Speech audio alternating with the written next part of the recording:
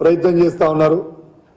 Assembly బయట media పాయింట్లో మాట్లాడదామంటే ఆడ కూడా గొంతు నొక్కే ప్రయత్నం చేస్తా ఉన్నారు. కాబట్టి ఇవాళ తెలంగాణ భవన్లో ప్రెస్ మీట్ పెట్టి మరి ఇవాళ చెప్తా ఉన్నాం. దయచేసి ఎలక్ట్రానిక్ మీడియా, ప్రింట్ మీడియా అందరు కూడా చూపించాలి, రాయాలి.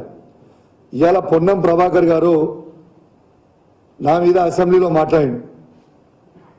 నా సతీమణి, నా బిడ్డని చేయబట్టి నేను గెలిచినా అని మాట్లాడిండు.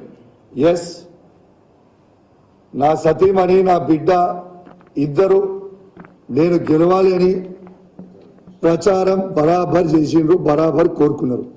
కానీ నీలా కాదు కదా, నీ చరిత్రలా కాదు కదా పొన్నం.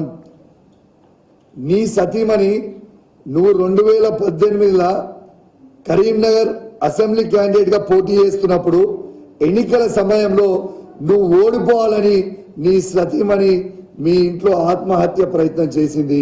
ఇది నిజమా కాదా? ఇలా నువ్వు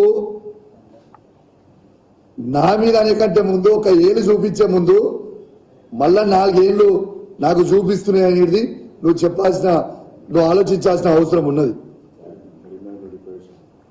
అదే విధంగా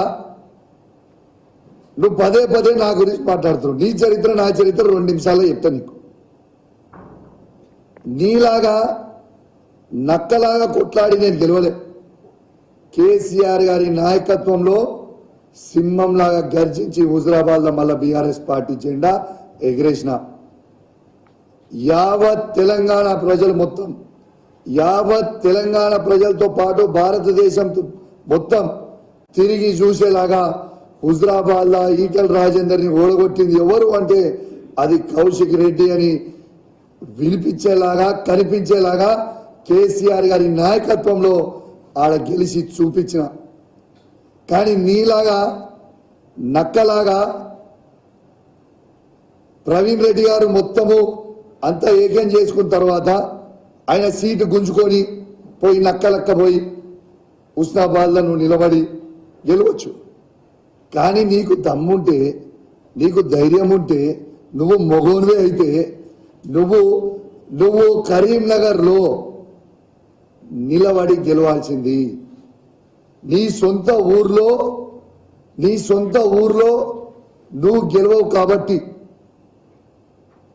నీ సొంత ఊర్లో నువ్వు గెలవవు కాబట్టి పక్కూర్లో పోయి నిలబడ్డావు. ఇవాళ 2018లో నువ్వు కరీంనగర్ నుంచి పోటీ చేసినప్పుడు నీకు 39,000 ఓట్లు వచ్చినాయి. నాకు హుజురాబాద్లో ఆ రోజు నేను కాంగ్రెస్ పార్టీ నుంచి పోటీ చేసినప్పుడు నాకు 62,000 ఓట్లు వచ్చినాయి. మళ్ళా అదే కరీంనగర్ పార్లమెంట్ మళ్ళా 2019లో నువ్వు కాంటెస్ట్ చేసినప్పుడు నీకు కరీంనగర్ పార్లమెంట్లో డిపాజిట్ పోయినప్పుడు నీకు కరీంనగర్ పట్టణంలో నీ సొంత ఊర్లో నీకు 19,000 ఓట్లు పడి డిపాజిట్ పోయింది. కానీ ఆనాడు నేను కాంగ్రెస్ పార్టీలో ఉండి కూడా హుజురాబాద్ నియోజకవర్గంలో 50,000 ఓట్లు కాంగ్రెస్ పార్టీకి ఆనాడు ఇప్పించిన. నీ సొంత వార్డులో నువ్వు ఉండే నీ ఇల్లున్న ఏరియా దగ్గరలో కేవలం 23 ఓట్లు మాత్రమే పడ్డాయి. కానీ నా సొంత ఊర్లో నాకు 1,500 మెజార్టీ ఇచ్చిండ్రు. నీ చరిత్ర అది, నా చరిత్ర ఇది. నీకు ఫైనల్గా నేను చెప్పే కంటే ముందు, ముగించే కంటే ముందు, నా సతీమణి, నా బిడ్డ, నా హుజురాబాద్ ప్రజలు నేను గెలవాలని కోరుకున్నారు. వాళ్ళు నన్ను గెలిపించారు. కానీ 2018లో నీ సతీమణి కరీంనగర్ ప్రజలు నువ్వు ఓడిపోవాలని కోరుకుర్రు, ఓడించిండ్రు. అదొక్కటి గుర్తుపెట్టుకో. నోరుంది కదా అని నోరు ఇష్టం ఉన్నట్టు మాట్లాడకు. నోరు కూడా అదుపులో పెట్టుకోవాలని కోరుకుంటా ఉన్నాను. Thank you.